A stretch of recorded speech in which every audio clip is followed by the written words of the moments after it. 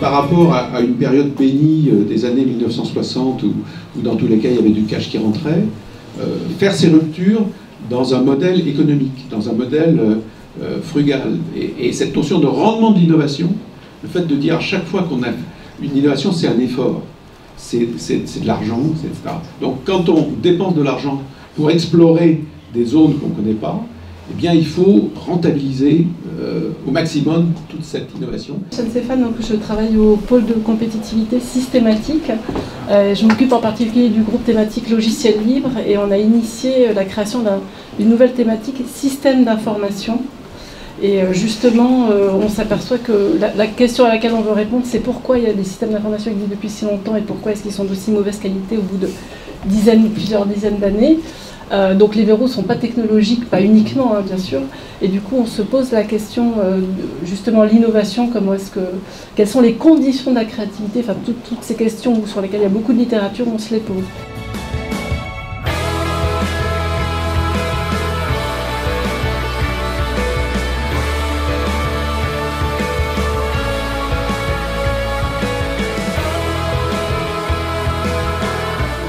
De la présentation aujourd'hui, c'est pas tellement de vous présenter les travaux de recherche qui ont été issus de cette collaboration avec Decathlon et Laura Boutel, mais vraiment vous montrer comment la collaboration entre l'université et donc le monde de la recherche et entreprise et un centre de recherche donc chez Decathlon, Sports Lab, on peut créer de l'innovation produit à partir des sciences du mouvement humain et comment derrière c'est mettre en avant cette technologie-là à partir des sciences, par du design aussi.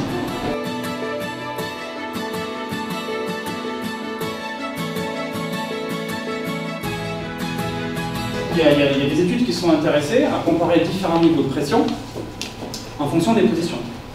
Et donc quand on est en position couchée, assis ou debout, les niveaux de pression apportés, donc, ici c'est contrôlé, c'est un sphygmomanomètre, donc on vient contrôler exactement le niveau de pression qu'on souhaite apporter. Et quand on regarde avec le Doppler, mais en fonction de ce niveau de pression, le diamètre de la veine et l'obstruction est différent.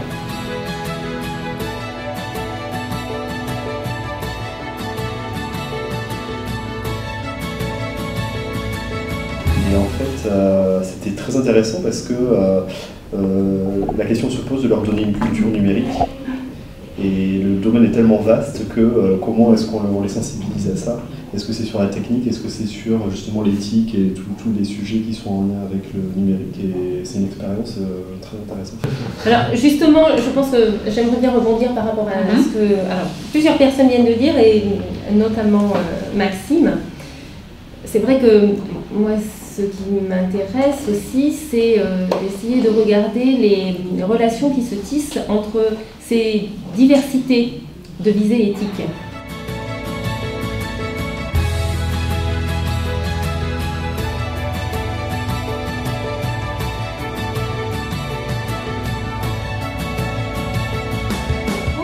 Par des méthodes de sociologie compréhensive ou en anthropologie. Donc notre objectif, c'est de comprendre les logiques d'action des sujets. Donc c'est là où je vais reboucler avec le travail qu'on a fait avec Seb. Pourquoi, par exemple, alors que tout le monde connaît parfaitement bien toutes les règles diététiques, les uns ou les autres, à certains moments, vont s'en écarter plus ou moins fréquemment et ayant des comportements qui, associés à d'autres facteurs, vont engendrer des maladies. Voilà, ça c'est une demande récurrente, par exemple, en anthropo de l'alimentation auquel on est confronté. Et puis là, avec Seb, c'était plutôt comment les familles françaises, puisqu'on a plutôt travaillé sur la France, articulent-elles approvisionnement, organisation des menus, pour faire à manger tous les jours. Dans ce type de projet, ce qui est le plus important selon nous, c'est d'avoir une compréhension des mécanismes qui sont à l'œuvre. Et dans ce cas de figure, quantifier ou observer les choses avec un regard extérieur nous paraît plus compliqué que de s'immerger et de prendre part à la décision et au mécanisme, d'en devenir un peu l'acteur perturbateur, mais d'utiliser ces perturbations comme des points d'entrée pour comprendre ce qui se passe.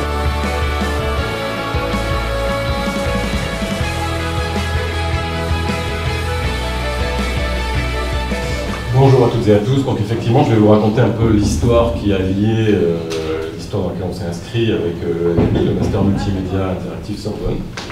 Et Universcience, pour ceux qui ne connaissent pas, c'est depuis le 1er janvier 2010 la réunion de la Cité des Sciences et de l'Industrie et du Palais de la Découverte, qui sont deux centres de sciences dédiés à l'agriculture. Des innovations abandonnées, délaissées et résurgentes.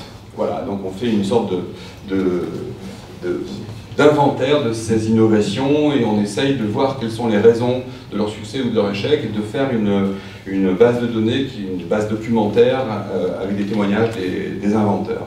Voilà, ça c'est notre job, c'est comme ça que nous travaillons, nous formons nos étudiants. Je vais essayer de montrer que ce qu'on peut appeler les sciences du design, comment les sciences du design peuvent être un outil ou un accélérateur de la R&D en entreprise. Un type de recherche en design.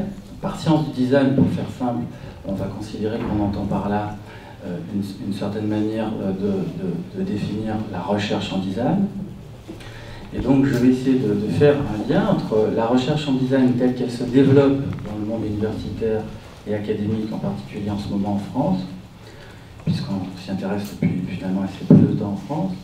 Donc voilà, un lien entre cette activité-là et l'activité des entreprises qui, elles aussi, jouent une part de la recherche dans ce qu'elles appellent plutôt, elles, la R&D, donc la recherche et le développement.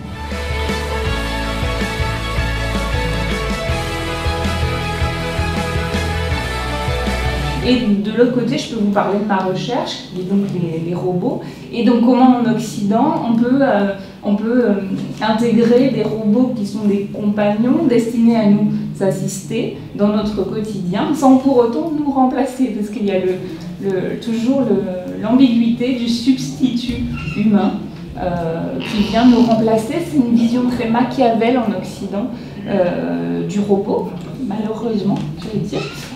Alors au Japon, on n'a pas du tout la même perception, qui est vraiment de s'allier à la technologie pour augmenter des compétences, des chances, etc. On travaille sur ce genre de modèle.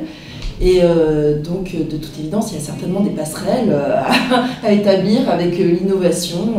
Voilà, donc j'aborde aussi quels sont les outils qui sont utilisés. Je découvre un peu le concept de designer dans toute son ampleur.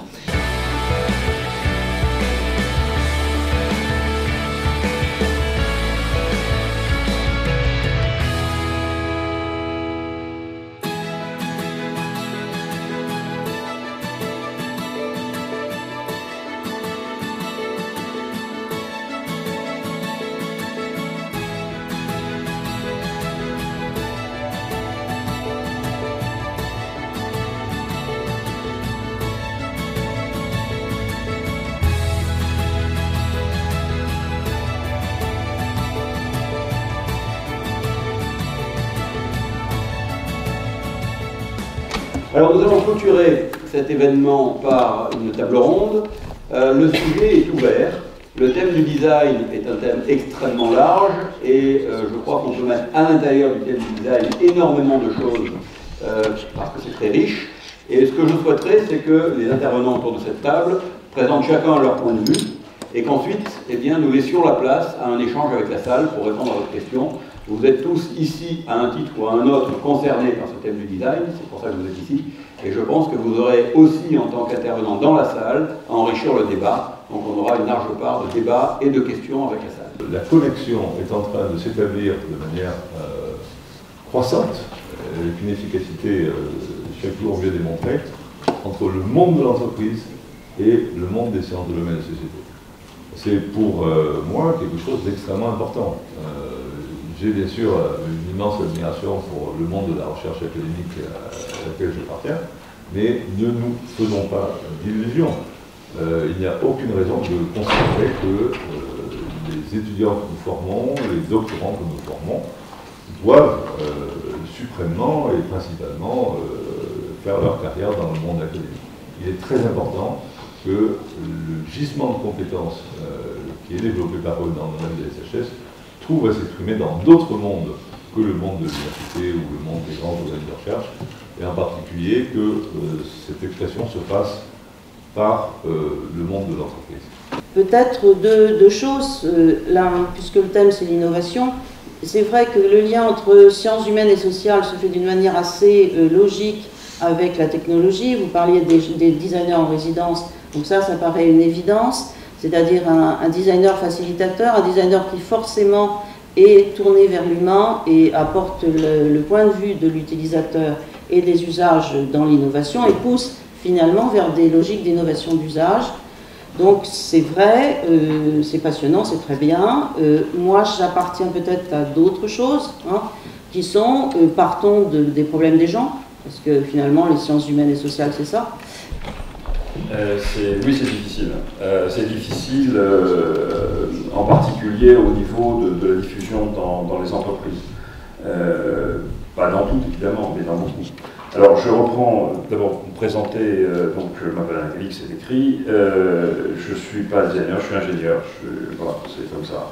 Mais il se trouve que j'ai dirigé l'ENSI, l'École nationale de création industrielle, et que je veux dire qu'une des tâches auxquelles je me suis attelé, c'est de l'ouvrir vers le monde de l'ingénierie, vers le monde de la recherche scientifique et technologique, mais aussi vers le monde des sciences humaines et de la gestion.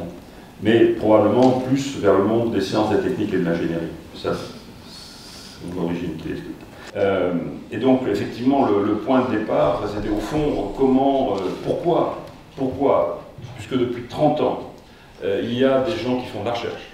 Depuis 30 ans, il y a des gens sur le terrain qui essayent de promouvoir l'innovation par le design dans les entreprises, des agences, des instituts, etc.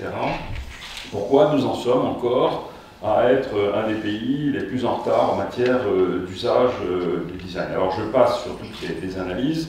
Ce qui est très clair, c'est qu'il y a une incompréhension du design par beaucoup de chefs d'entreprise et il y a un risque perçu assez fort de recourir à des designers.